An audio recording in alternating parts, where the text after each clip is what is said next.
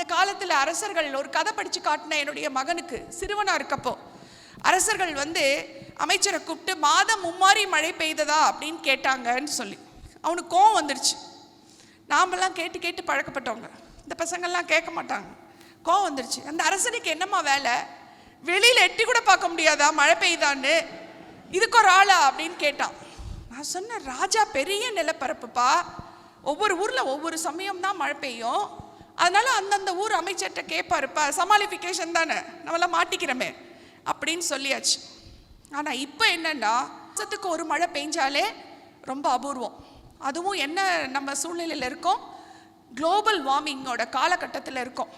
புவி வெப்பமயமாதல் கடந்த 100 ஆண்டுகளில் நாம் செஞ்ச வேலைகள் இருக்கு இல்லையா, அந்த 100 வருஷ வேலை இப்போ எங்கே கொண்டு வந்து நிறுத்தியிருக்குன்னா, இப்போ இறந்து போன ஜான் ஹாப்கின்ஸ் உலகம் பூரா கொண்டாடப்படுகின்ற ஒரு மிகப்பெரும் அறிவியலாளர், அவர் என்ன சொல்லியிருக்காருன்னா, இன்னும் 100 வருஷம்தான் இந்த பூமி இருக்க போகுது அப்படின்னு சொல்லியிருக்கார். அவரை எல்லா பெரும்பாலான விஷயங்களுக்கு அவர் அத்தாரிட்டியாக உலக சமூகம் கொண்டாடுது. அப்படின்னா இதையும் நம்ம ஏற்றுக்கிட்டு தான் ஆகணும். அவர் சொல்லிட்டு போயிருக்கிறது இன்னும் 100 வருஷம்தான். எத்தனை நாளில் இந்த சாதனையை நம்ம சாதிச்சிருக்கோம்? வெறும் 100 வருஷத்தில். பூமியோட வயசோட ஒப்பிடும்போது கடந்து வந்த 100 வருடம், அழிவை ஏற்படுத்திய 100 வருடங்கிறது வெறும் 2 நிமிஷம். பூமியோட மொத்த வாழ்க்கையில் 2 நிமிஷத்தில் மனிதர்களாகிய நாம செஞ்சிருக்கிற இந்த டெஸ்ட்ரக்ஷன் மொத்த பூமியுமே அழிவுக்குள்ள தள்ளி, இந்த சுத்திக்கிட்டு இருக்கிற இந்த இருக்கக்கூடிய பிரபஞ்சத்திலேயே ஒரே ஒரு பூமி தான் இருக்கு, இன்னொரு பூமி இல்லை. எவ்வளவோ சூரியன்களை கண்டுபிடிச்சாச்சு, எவ்வளவோ நட்சத்திரங்களை கண்டுபிடிச்சாச்சு, எவ்வளவோ கோள்களை கண்டுபிடிச்சாச்சு. ஆனால் பூமிக்கு மாற்றாக இருக்கக்கூடிய ஒரு நிலத்தை கூட இன்னும் நம்ம கண்டுபிடிக்கல. அப்போ இருக்கிற வீட்டையே கொளுத்திக்கிற மக்களாக நாம் இருக்கிறோம். அதுதான் இப்போ பிரச்சனையாக இருக்குது. இப்போ சூழலியலாளரான பிரமோதோ நானோ அல்லது யாராவது சூழலுக்கு ஆதரவாக இருக்கவங்களோ பறவைகளை காப்பாற்றுங்க, பூச்சிகளை காப்பாற்றுங்க, அவங்களுக்கும் வாழ்வதற்கு உரிமை இருக்குன்னு பேசும்போது எங்களை எப்படி பார்க்குறாங்க? அப்போ நான் டெவலப்மெண்ட் அப்படி எப்படி பண்ணுறது, இந்த வாழ்விடங்கள் எல்லாம் அழிச்சா தானே நமக்கு டெவலப்மெண்ட் அப்படின்னு நினைக்கிறாங்க.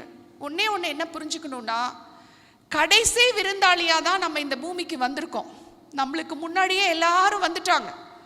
இந்த பறவைகளோ பூச்சிகளோ எல்லாரும் நம்முடைய கொள்ளு தாத்தாக்களும் எள்ளு தாத்தாக்களும், இவங்க எல்லாம் வந்ததுக்கு அப்புறம் தான் நாம் வந்திருக்கோம். நாம இல்லாத ஒரு உலகத்தில் இவங்க எல்லாம் வாழ்ந்துட்டாங்க. இவங்க இல்லாத ஒரு உலகத்தில் நாம் வாழ முடியாதுங்கிறதுனால தான் இயற்கை எல்லாத்தையும் படைச்சிட்டு கடைசியாக நம்மளை கொண்டு வந்துச்சு. ஸோ இவங்கெல்லாம் இருக்கணுங்கிறது இவங்களுடைய இருத்தலுக்காக இல்லை, நம்மளுடைய இருப்பை உறுதிப்படுத்திக்கணும், நம்மளும் கொஞ்சம் ஒட்டிக்கணும்னா அவங்க இருந்தால் தான் முடியும். இந்த ஒவ்வொருத்தரும் பண்ணக்கூடிய ஒவ்வொரு வேலையும் ரொம்ப ரொம்ப காம்ப்ளிகேட்டட், நமக்கு தெரியாது. நாம் மேலோட்டமாக பார்க்குறோம். இந்த டைட்டானிக் போய் கீழே இருக்கிற ஐஸ் கட்டியை தெரியாமல் மேலே இருக்கிறத மட்டும் பார்த்து போய் மோதிச்சு பாருங்க, அந்த கதை தான் இப்போ நம்ம செஞ்சுக்கிட்டு இருக்கோம். நாம் செய்வதோட விளைவுகள் என்னன்னு தெரியாமல் சொந்த வீட்டையே அழிக்கக்கூடிய ஒருத்தராக இருக்கிறோம். இப்போ நம்ம முக்கியமான விஷயத்துக்கு வருவோம். இப்போ எங்களுடைய பயணத்தை பற்றி சொன்னாங்க. நான் வேலையை ரிசைன் பண்ணி போகிற அளவுக்கு என்ன சூழ்நிலை என்னை தள்ளிச்சு? 2 காரணம், முக்கியமான காரணம். ஒன்று பாசிட்டிவான விஷயம், இன்னொன்று நெகட்டிவான விஷயம். 2ஐயும் சொல்லி நான் ஆரம்பிக்கிறேன். பாசிட்டிவான விஷயத்தை 2ஆவதாக வரேன். முதல்ல நெகட்டிவாக சொல்லிடுறேன். இந்த ஆராய்ச்சியோட காலகட்டத்தில் நாங்கள் நிறைய தொழில்நுட்பங்களை கண்டுபிடிச்சிருந்தோம். அது வெளியில் பரவி எல்லா ஊர்ல இருந்தும் மக்கள் கூப்பிட ஆரம்பித்தாங்க. ஆர்வத்தில் நாங்கள் முதல்ல கொஞ்சம் கொஞ்சமாக போய் சொல்லி கொடுக்க ஆரம்பித்தோம். கடைசியில் பார்த்தீங்கன்னா பெரிய முழு நேர வேலையாக மாறிப்போச்சு. என்னுடைய மற்ற வேலை எல்லாத்தையும் நிறுத்திக்கிட்டு விவசாயிகளுக்காக போய் சொல்லிக் கொடுக்க வேண்டிய அளவுக்கு பிரச்சனை அங்கே தீவிரமாக இருந்தது. நான் நினைக்கிற மாதிரி இது விவசாய பிரச்சனையா, நிலம் சம்பந்தப்பட்ட பிரச்சனையா மட்டும் இருக்கல. நம்முடைய தலைவர் அவர்கள் கேட்டுக்கொண்ட அந்த கதையை நான் உங்களுக்கு சொல்கிறேன். ஒரு நாள் ஆந்திராவிலேருந்து எங்களுக்கு ஒரு ஃபோன் வந்துச்சு. அங்கே நிறைய தற்கொலை நடந்து முடிஞ்சிருந்தது. அனந்தபூருங்கிற அந்த மாவட்டத்தில் இப்போ திருப்பூருக்கு தண்ணி இல்லைன்னு சொல்கிறீங்க, உங்களுக்கு கிடைக்கிற ஆவரேஜ் ரெயின்ஃபால் 700 மில்லிமீட்டர்ஸ். திருப்பூரோட வருடாந்திர மழைப்பொழிவு 700 மில்லிமீட்டர். அனந்தபூர் ஒரு சபிக்கப்பட்ட பகுதி, அவங்களுக்கு கிடைக்கிறது 220 மில்லிமீட்டர் ரெயின்ஃபால் தான். அதை வச்சு தான் அங்கே விவசாயம் நடக்குது. பூரா நிலக்கடலை தான் பயிர் பண்ணுறாங்க. எல்லாருமே விவசாயிகள்.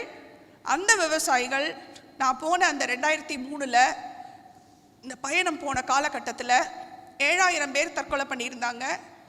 ஒரு அமைப்பு வந்து எங்களை எப்படியோ கண்டுபிடிச்சு அங்கே ஒரு பிரச்சனை இருக்குது, இந்த பிரச்சனைனால தான் இவ்வளோ பேர் செத்து போயிட்டாங்க, நீங்கள் வந்து எங்களுக்கு உதவி செய்யணும்னு அழைச்சிட்டு போனாங்க.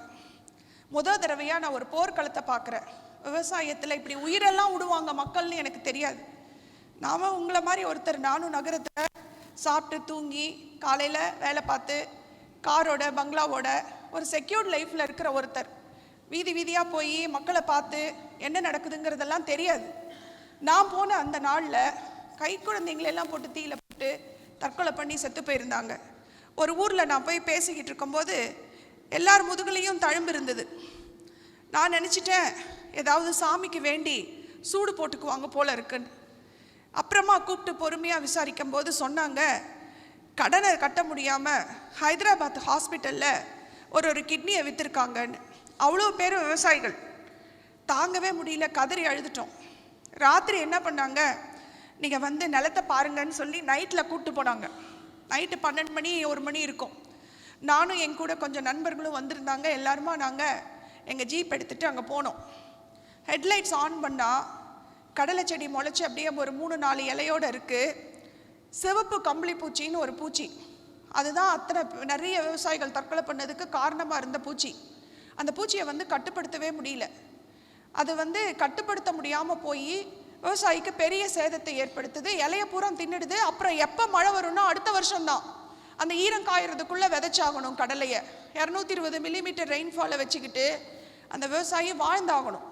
அந்த ஈரம் காயறதுக்குள்ளே விதை முளைச்சாகணும்.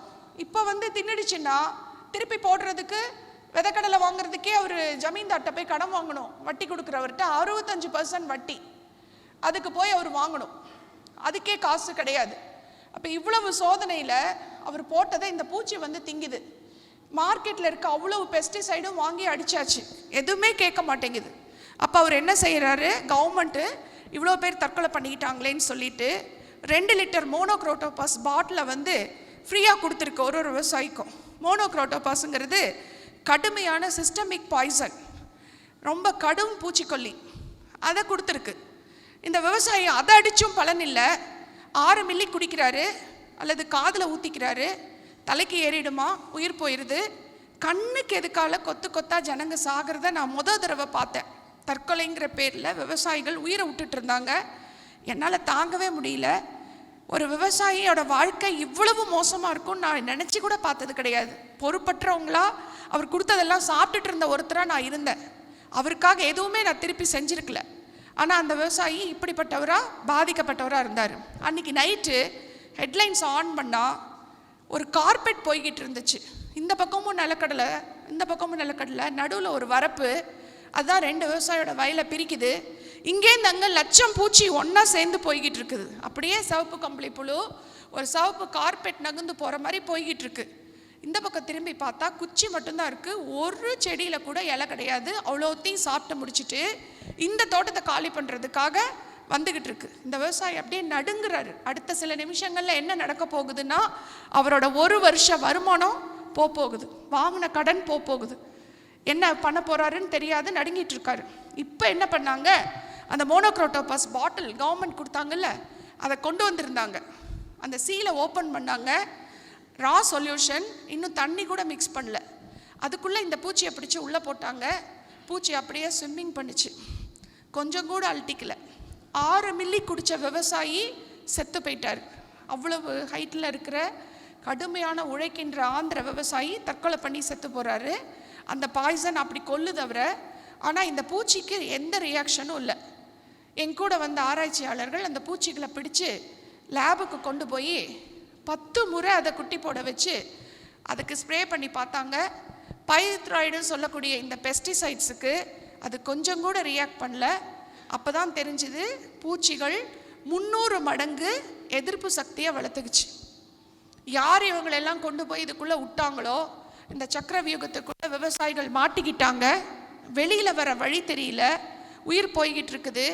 இதையெல்லாம் ஒரு டெக்னாலஜி, இதெல்லாம் ஒரு சயின்ஸுன்னு கொண்டு போய் விவசாயிகிட்ட, இதில் எதுவுமே சயின்டிஃபிக் இல்லை. ஒவ்வொரு சூழல் மண்டலத்திலையும் உதவி செய்யக்கூடிய பூச்சிகள் நிறைய இருக்குது. எந்த தோட்டத்துக்கு போனீங்கனாலும் இப்போ காட்டுக்குள்ளெல்லாம் எந்த பூச்சி வந்து பயிரை அழிச்சுது? எல்லா பூச்சிக்கும் மாற்றுப்பூச்சி இருக்குது. நம்ம இப்போ அதை சொல்கிறதா இருந்தால் நம்ம சயின்டிஃபிக் டேர்ம்ஸில் என்ன சொல்லுவோன்னா, பயிரை திங்கிற பூச்சி எல்லாம் விவசாயிக்கு கெடுதல் பண்ணுற பூச்சி. அந்த கெடுதல் பண்ணுற பூச்சியை என்ன சொல்கிறோம்? ஹார்ம்ஃபுல் இன்செக்ட்னு சொல்கிறோம். அந்த பூச்சியை பிடிச்சு சாப்பிடக்கூடிய பூச்சிகள் இருக்குது. எப்படி காட்டுக்குள்ளே மான் இருந்தால் அதை பிடிச்சி சாப்பிட புலி இருக்குதோ, அந்த மாதிரி பூச்சிகளை பிடிச்சு சாப்பிட்றதுக்கே வேற பூச்சிகள் இருக்குது, வேட்டைக்காரங்கள் இருக்காங்க. அவங்கள நம்ம என்ன சொல்கிறோன்னா நன்மை செய்யும் பூச்சிகள்னு சொல்கிறோம்.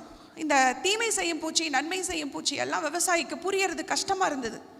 அப்போ நான் என்ன பேர் வச்சேன்னா, சைவ பூச்சி அசைவ பூச்சின்னு சொல்லி கொடுத்தேன். செடியை திங்கிற பூச்சி எல்லாம் வெஜிடேரியன், அதை பிடிச்சு சாப்பிட்ற பூச்சி எல்லாம் நான் வெஜிடேரியன். இப்போ அவருக்கு ஈஸியாக புரிஞ்சுது. அப்போது வெஜிடேரியன் பூச்சி இருந்தால் அதை பிடிச்சி சாப்பிட்ற நான் வெஜிடேரியன் பூச்சி உங்கள் தோட்டத்துக்குள்ளேயே இருக்குது. அதை கடையாளம் கண்டுபிடிக்க தெரியாது. பூச்சிக்கொல்லி அடிக்கும் போது என்ன ஆகுது? முதல்ல செத்து போகிறது அதுதான். அப்போ இயற்கை எப்போதுமே உங்களுக்கு பாதுகாப்பு சிஸ்டம் வச்சிருக்குது. நாம தான் அதை பிரேக் பண்ணிட்டோம், அந்த சமநிலையை குலைச்சிட்டோம். இப்போ நம்மளை காப்பாற்ற யாருமே இல்லை. அப்போ அந்த பூச்சி என்ன பூச்சி அப்படின்னு கடையாளம் கண்டுபிடிச்சு காமிச்சு அதை வச்சே நாங்கள் அந்த சொல்யூஷனை கொடுத்தோம். பெரிய அளவில் டிவிலெல்லாம் பப்ளிஷ் ஆச்சு. அந்த ஊர்க்காரங்க பேப்பர்காரங்களாம் வந்து எழுதினாங்க. அதோட எங்கள் கதை முடிஞ்சுது. எல்லா ஊர்லேருந்தும் திருப்பி கூப்பிட ஆரம்பித்தாங்க. இந்த பயணங்கள் முடிவில்லாதான் மாறுச்சு.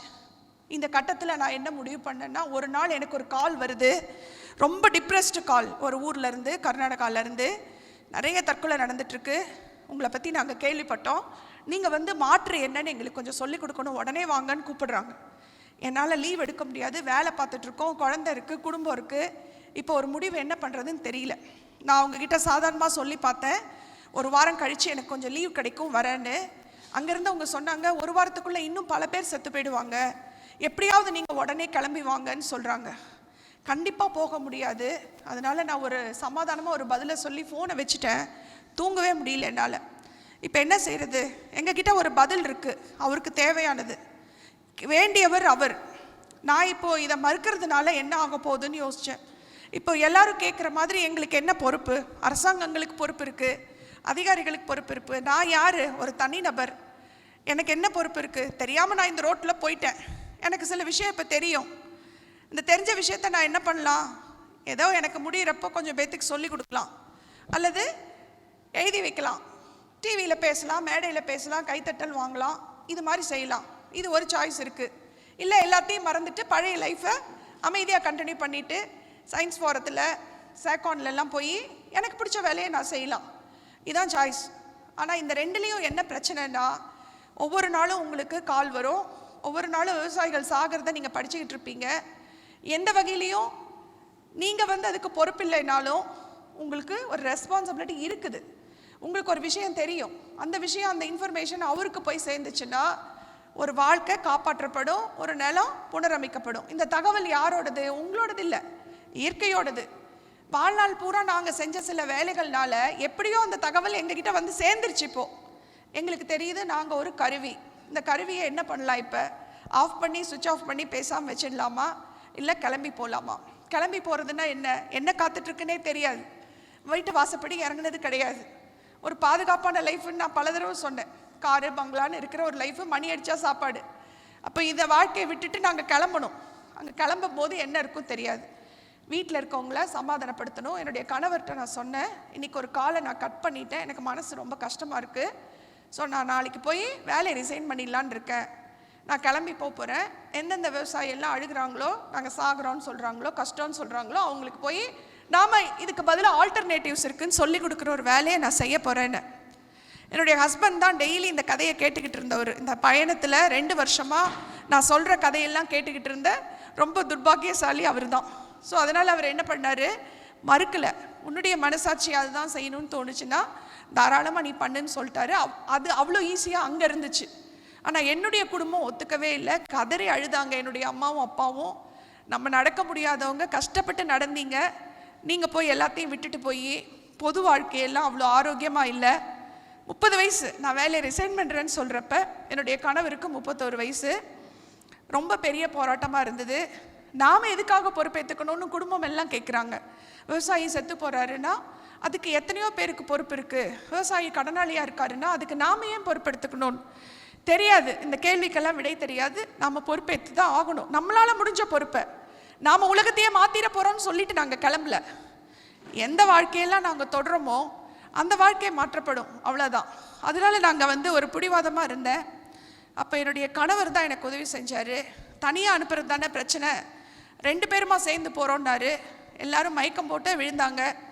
ஒரு சென்ட்ரல் கவர்மெண்ட், ஒரு ஸ்டேட் கவர்மெண்ட், 2 பேரும் ரிசைன் பண்ணோம் வேலையை. எனக்கு 30, அவருக்கு 31. இப்போ எனக்கு 45 வயதாகுது. 15 வருட காலமும் எங்ககிட்ட இருந்தது ஒரு வெஹிக்கிள், ஸ்கார்பியோ, ஒரு குட்டி பையன். எங்கள் பயணம் கிளம்பி நாங்கள் இது வரைக்கும் 4 லட்சம் கிலோமீட்டர் ட்ராவல் பண்ணியிருக்கோம்.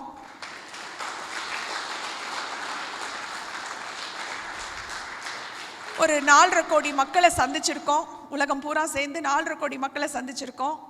12 லட்சம் பேர் எங்களோட மெம்பர்ஸாக ப்ராக்டிஸ் பண்ணிக்கிட்டு இருக்காங்க. இப்போ நாங்கள் சொல்லித்தர்ற இந்த விவசாயத்தை அரசாங்கத்தில் கொள்கை வகுக்கக்கூடிய உயர்மட்ட குழு உறுப்பினராக இருக்கோம். WTOக்காக மினிஸ்டீரியல் மீட்டிங் நடக்குது, அதில் பாலிசி உருவாக்குற ஒரு கமிட்டியில் நான் மெம்பராக இருக்கேன். உலக வங்கியோட சில ப்ரோக்ராமில் ஆலோசகராக இருக்கேன், அவங்களோட மெம்பர் கிடையாது. ஐக்கிய நாடுகள் சபைக்கு ஒரு ஆலோசகராக இருக்கேன். அமெரிக்காவில் இருக்கக்கூடிய ஹார்வர்ட் யூனிவர்சிட்டி, MIT, ஸ்டான்ஃபோர்டு உட்பட்ட ஒரு 85 பல்கலைக்கழகங்களில் வருகை பேராசிரியராக போய் வருஷத்தில் சில நாள் நான் கிளாஸ் எடுக்கிறேன்.